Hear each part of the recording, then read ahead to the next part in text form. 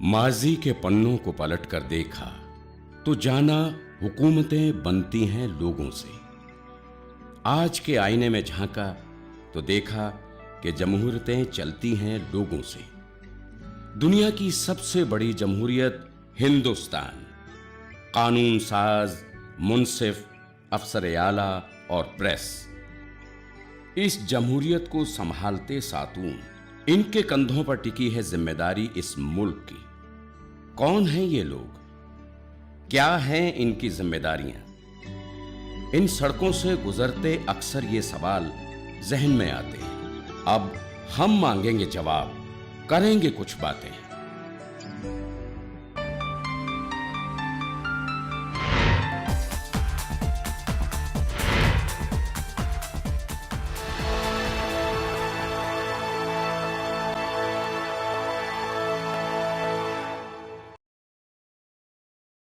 आदाब नाजरीन, उर्दू हाट टॉक में आप सभी का इस्तकबाल है। मैं हूँ आपके साथ बुशरा खानम फहद। नाजरीन, हम आपकी मुलाकात करवाते हैं इस प्रोग्राम के जरिए उन शख्सियात से जो हमारे मुल्क को बनाने में अहम किरदार निभा रही हैं, जैसे हमारे MPs, मिनिस्टर्स, कानून साज और सहाफ़ी। और इसी कड़ी में आज हम आपकी मुलाकात कराने जा रहे हैं social empowerment and justice minister Thawarchand Gehlot साहब से।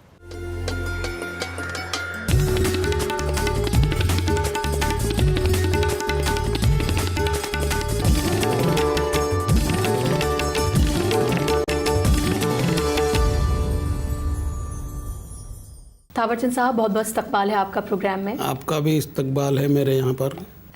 मेरा पहला सवाल आपसे, जो कि बहुत बेसिक है और हम लोगों को ये बताना चाहते हैं कि आपकी मिनिस्ट्री आखिर काम कैसे करती है? मेरी मिनिस्ट्री में अनुसूचित जाति, पिछड़ा वर्ग, विकलांग वर्ग, किन्नर जाति और जो भिक्षावृत्ति करते हैं उनको भिक्षावृत्ति से मुक्ति दिलाना, घुमंतु जाति और नशे में लिप्त लोग हैं उनको नशा मुक्त कराना, तथा जो वृद्धजन है उनकी सेवा करना, फिर कुष्ठ रोगी है उनकी सेवा करना, और इन सब के हित संरक्षण की कार्य योजनाएँ मेरे विभाग द्वारा संचालित होती है। इसके साथ ही साथ हाथ से मेला ढोने वाले ऐसे सफाई कर्मचारी को भी हम हाथ से मेला ढोने वाली प्रथा से मुक्ति दिला करके उनको रिहेबिलेट करते हैं, नौकरी दिलाने का काम करते हैं या कारोबार की व्यवस्था करते हैं। अनुसूचित जाति, पिछड़ा वर्ग और इन सब वर्गों की जो मैंने बात कही है जी, इनसे संबंधित सभी छात्र छात्राओं को प्री मैट्रिक और पोस्ट मैट्रिक छात्रवृत्ति देते हैं। इसके साथ ही साथ उच्च शिक्षा के लिए फीस आदि की सुविधा उपलब्ध कराते हैं। देश में उच्च शिक्षा प्राप्त करने वाले को या विशेष शिक्षा प्राप्त करने वाले को, अर्थात कोई PhD करना चाहता है या कोई और विशेष योग्यता वाली शिक्षा प्राप्त करना चाहता है तो उसको भी आर्थिक मदद करते हैं। अगर देश के बाहर अर्थात विदेश में भी कोई जाकर के पढ़ना चाहता है तो हम उसको 4% वार्षिक ब्याज की दर पर 25-30 लाख तक का ऋण देते हैं, और उस ऋण की वसूली जब वो पढ़ लिख करके कहीं ना कहीं काम में लग जाता है, कारोबार करने लग जाता है या नौकरी लग जाती है, उसके बाद करते हैं।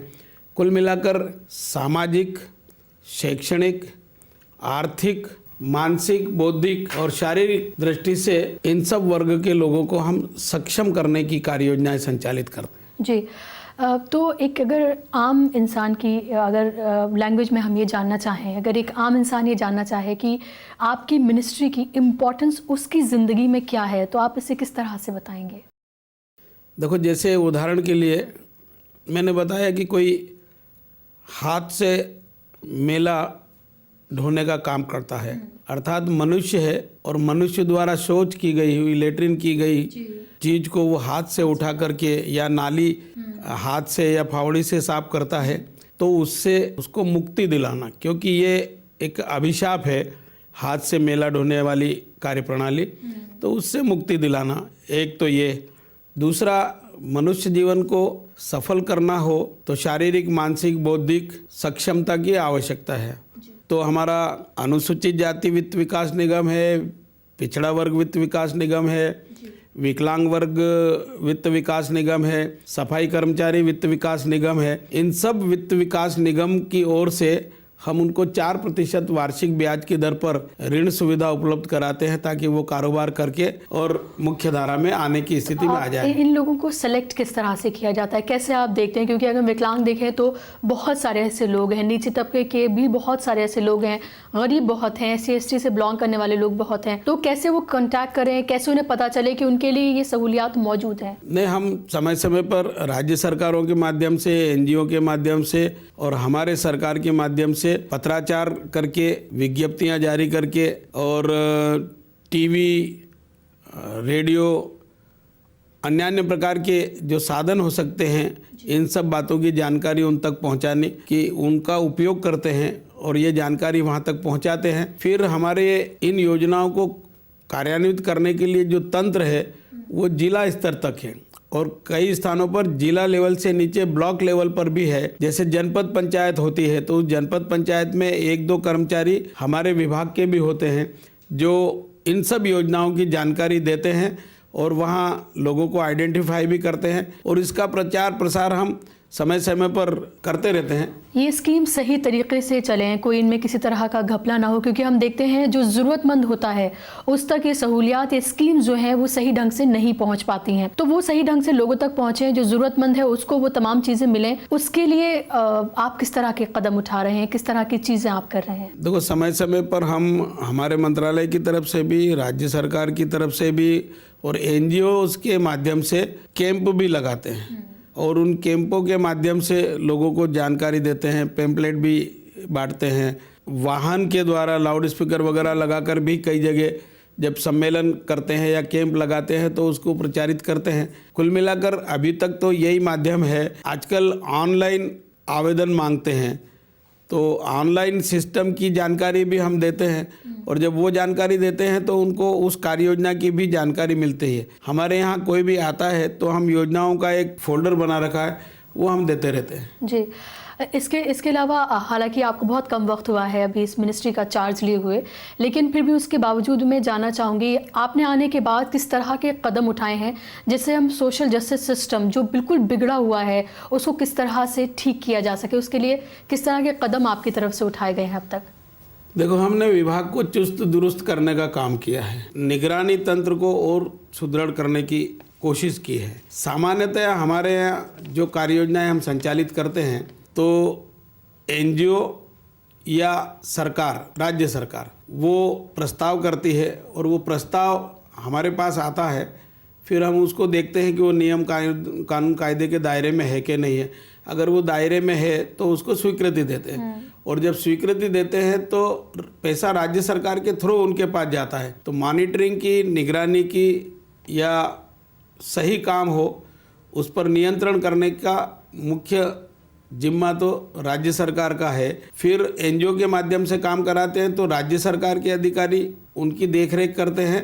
हमारे मंत्रालय की तरफ से भी हम औचक निरीक्षण अर्थात सरप्राइज जांच पड़ताल भी करते हैं। सामान्यतः 10% NGOs के या ऐसी संस्थाओं के जिनको हमने पैसा दिया है उनकी जांच पड़ताल करते हैं।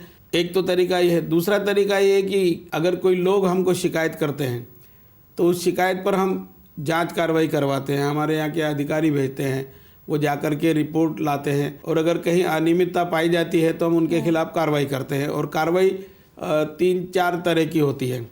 एक तो अगर कोई गंभीर अपराध है तो उनके खिलाफ कानूनी कार्रवाई भी करते हैं, आवश्यक होता है तो FIR भी दर्ज कराते हैं। अगर उससे थोड़ी कम त्रुटि हुई तो हम पैसा वसूल करने की कार्रवाई भी करते हैं, जो उनको दिया है वो जुर्माना भी करने की कार्रवाई कर सकते हैं। इसके साथ साथ और इससे थोड़ा सा कम गड़बड़ वाला मामला है तो हम ब्लैक लिस्टेड कर देते हैं, भविष्य में उनको पैसा नहीं देते और जो पैसा दिया उसकी वसूली कर लेते हैं। अगर छोटी मोटी खामी है, नज़रअंदाज करने जैसी, पैसे का दुरुपयोग किया परंतु थोड़ा बहुत कहीं अनुभव की कमी के कारण कुछ हुआ है तो चेतावनी दे करके भी छोड़ देते हैं, एक आध बार उनको पैसा नहीं देते। इस प्रकार की कोशिश हम करते हैं जी।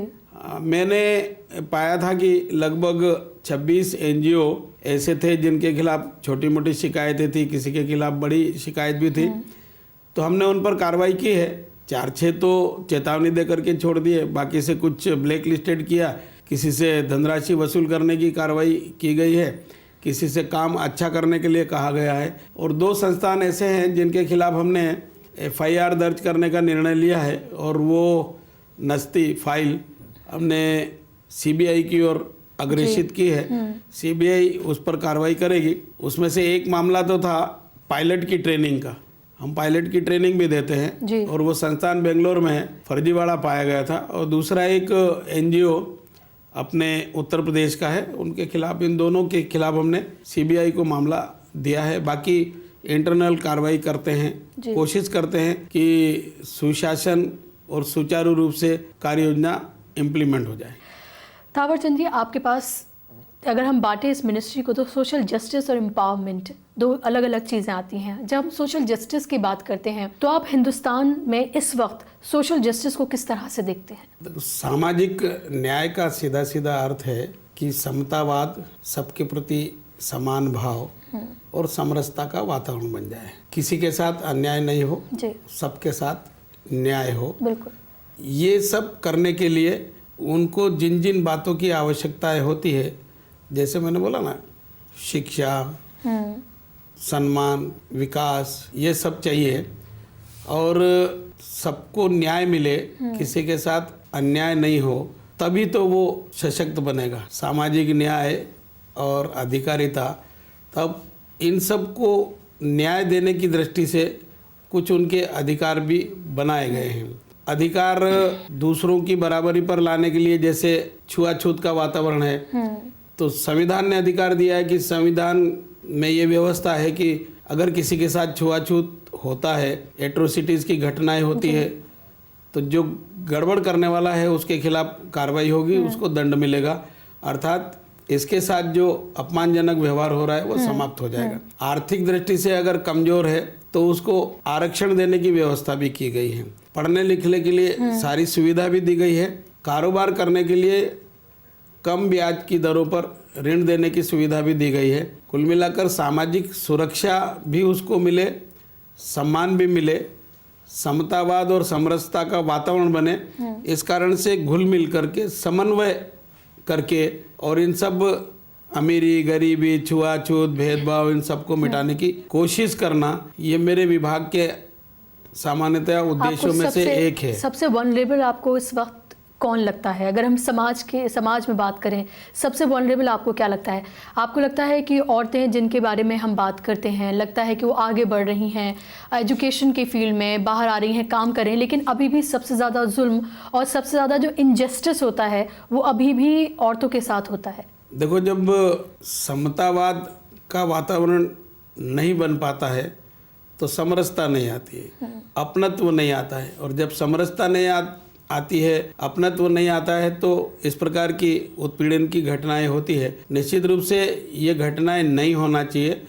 हमारी संस्कृति और हमारी परंपरा एक दूसरे का आदर करने की रही है और वो हमको अपने आचरण में लाने की आवश्यकता है। हमारे यहाँ तो ये भी कहा गया कि वसुदेव कुटुंबकम, सारा विश्व, सारा ब्रह्मांड एक परिवार है। जी बिल्कुल। और जब हम एक परिवार मानते हैं सारे ब्रह्मांड को, सारे विश्व को, तो परिवार के सदस्य का दूसरे सदस्य के साथ क्या व्यवहार होना चाहिए वो सब जानते हैं। जी। अपनत्व का व्यवहार होना चाहिए, समानता का व्यवहार होना चाहिए, आदर का, सम्मान का व्यवहार होना चाहिए, एक दूसरे को सम्मान देना, एक दूसरे के कष्ट में सहभागी बनना, उनके कष्ट को दूर करना।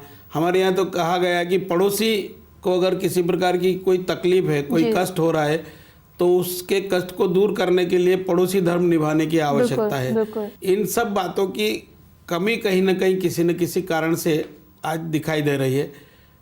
हर क्षेत्र में मूल्यों में ह्रास हुआ है, इस कारण से ये कमियां हैं। हमारा नैतिक मूल्य, मानवीय मूल्य उच्च स्तर का बनाने की आवश्यकता है। अब मेरे विभाग के माध्यम से हम डायरेक्ट इनडायरेक्ट इस प्रकार का प्रयास भी करते हैं, परंतु हम सामाजिक, आर्थिक, शैक्षणिक और राजनीतिक विकास की दृष्टि से ऐसे लोगों को, जरूरतमंद लोगों को मदद करते हैं और उसका असर कुछ कुछ ठीक होते हुए दिखाई दे रहा है। इन फ्यूचर आपके किस तरह की स्कीम्स लाने की आप स्कीम लाना चाहते हैं? क्या सोच रहे हैं कि अब जो मौजूदा दौर है उसमें और क्या कुछ किया जाता है? क्या नई स्कीम्स लाई जा सकती हैं ताकि इसको और बेहतर बनाया जा सके? देखो, जमाने में नित नई आवश्यकताओं की आवश्यकता महसूस हो रही है और नित नए साधन भी आ रहे हैं।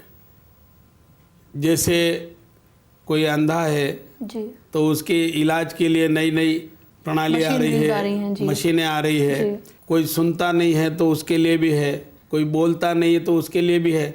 तो हमारा प्रयास भी है, जैसे हमारा एक एलिम्को संस्था है, भारतीय विकलांग उपकरण निर्माण निगम, हमने कुछ विदेशों से MOU किया है। जो उपकरण हम बनाते हैं, जैसे पाँव बनाते हैं, तो उसमें इलेक्ट्रिसिटी होना चाहिए, फ्लेक्सिबिलिटी होना चाहिए, ताकि वो मुंह ठीक करे, उसको दर्द नहीं हो, स्टिफ ना हो। तो हमने ऐसा प्रयास किया है और ऐसे हाथ पैर भी बनने लगे हैं कि हम अगर 5 फीट 10 फीट ऊंचाई से नकली पैर लगा करके उसको कूदाएं तो वो कूद जाता है, उसको दर्द नहीं होता है और दौड़ भी लगाता है। और विकलांग वर्ग के लोगों को हम स्पोर्ट्स सेंटर के माध्यम से खेलकूद गतिविधियों का भी लाभ देते हैं और उसके कारण उनमें शारीरिक क्षमता भी आई है। चिकित्सालय भी चलाते हैं। ये जो योजनाएं हम चला रहे हैं, इन सब में कुछ न कुछ नयापन आवश्यकता अनुसार होना चाहिए, हम प्रयास कर रहे हैं। अभी जैसे ऊंचीओन में पैरालंपिक विकलांग लोगों की एक प्रतियोगिता हुई थी, एशियाई प्रतियोगिता, इसके पहले भी हुई थी। अपने यहाँ से 135 खिलाड़ियों का एक दल गया था, उसमें से 33 खिलाड़ी मेडल लेके आए।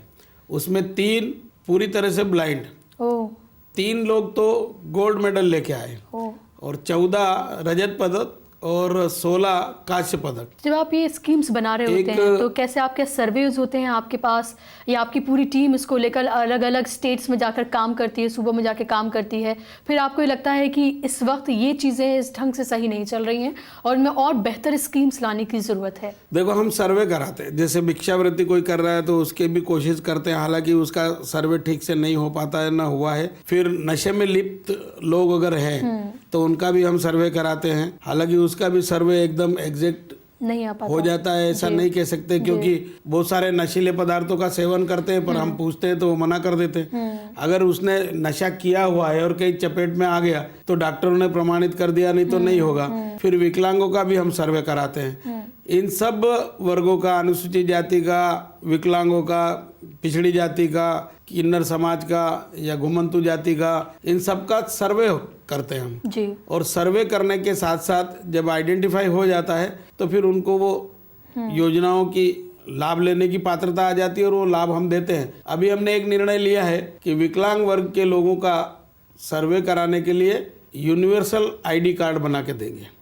अभी क्या होता है, एक जिले के कलेक्टर ने दे दिया उसको प्रमाण पत्र, तो दूसरे प्रदेश में लागू नहीं होता है। इस प्रदेश का प्रमाण पत्र उस प्रदेश में लागू नहीं होता है, तो उनको चिकित्सा सुविधा नहीं मिलती। जैसे मैं एक बार वहाँ गया था, कटक, वहाँ बहुत बड़ा अस्पताल है मानसिक चिकित्सा और विकलांगता को दूर करने के लिए। अब महाराष्ट्र के लोग भी आए, बिहार के लोग भी आए, पर वहाँ का प्रमाण पत्र लेके आए तो हमारे मध्य प्रदेश की सरकार के, वहाँ की मध्य प्रदेश की वाले भी आए, तो वहाँ वाले कह रहे थे कि हम वहाँ बाहर के राज्यों का हम नहीं मानते। अब हमने जैसे तैसे 2-4 मामले तो हम थे तो हमने करवा दिए, परंतु ये दिक्कत है, इसलिए हम राष्ट्रीय स्तर पर यूनिवर्सल ID कार्ड बना करके देंगे जो सारे देश में चलेगा जी। अभी हमने एक नई स्कीम बनाई है, हम 80% से ज़्यादा विकलांग अगर कोई है तो उसको मोटराइज ट्राईसाइकिल दे रहे हैं। वो मोटर से चलेगी, कोई खर्चा नहीं, मोटर डिस्चार्ज होगी, इलेक्ट्रिक से चार्ज हो जाएगी। और जैसे दोनों पाँव नहीं है जी, और वो कारोबार करना चाहता है, उसका मनोबल ऊंचा है, तो उसको वो मोटराइज ट्राईसाइकिल देंगे। केवल एक स्विच, जैसे इलेक्ट्रिक का स्विच दबाते ऐसा वो करते हैं तो हो जाता है। हमारे पास कुछ लोगों के लेटर्स भी आए हैं। एक लेटर हमारे पास आया है सिवान से, अनुराग का, और ये पूछते हैं हमसे कि चूँकि आप MP से ताल्लुक़ रखते हैं और अब आप ये मिनिस्ट्री का आपके पास भार आया है, तो आप किस तरह से वहाँ के लिए कुछ करेंगे? सिवान के लिए या मध्य प्रदेश के लिए? सिवान के लिए।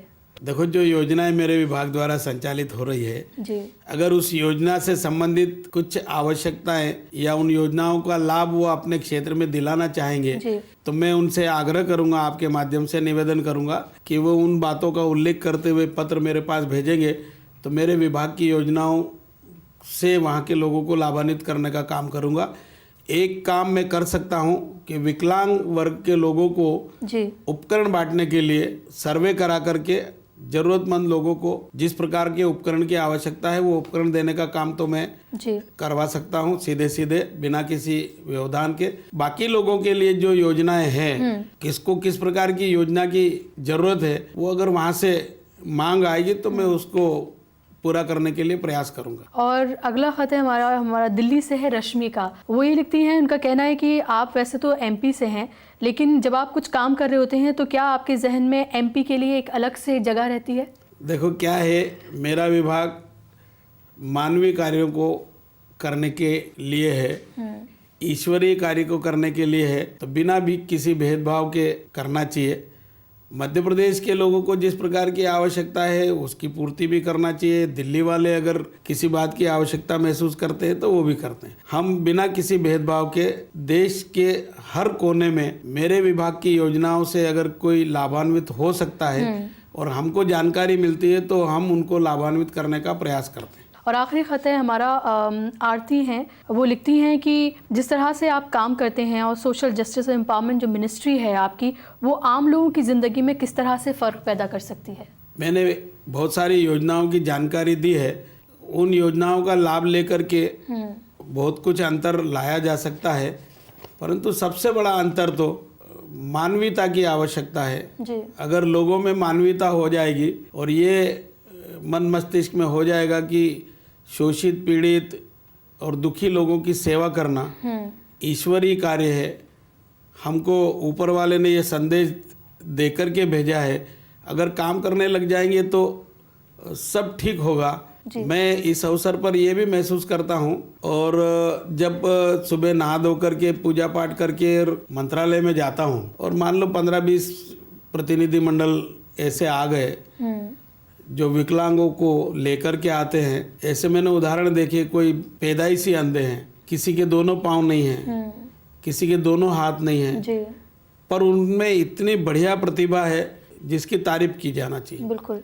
एक बच्चा मेरे पास 13 साल का, उनके माँ बाप दोनों लेके आए, उठा के लाए, उसकी हाइट कम थी तो मेरी टेबल पे बिठाया। मैंने बोला कि बताओ बेटा क्या नाम है, तो उन्होंने नाम बताया। फिर मैंने कहा क्या है, तो बोले उनके माँ बाप ने बताया कि ये जैसे इसको खड़ा करो या कुछ करो और थोड़ा सा लोड पड़ता है तो हड्डी टूटती है। ऐसे लोगों के प्रति आदर सम्मान के भाव मन में आते हैं और मैं उनके प्रति बहुत आदर करता हूँ, उनको बहुत बधाई भी देता हूँ और भगवान से प्रार्थना करता हूँ कि ऐसे लोगों को शक्ति संपन्न बनाए और उनके यहाँ जो विकलांग है उनको जल्दी ठीक करें।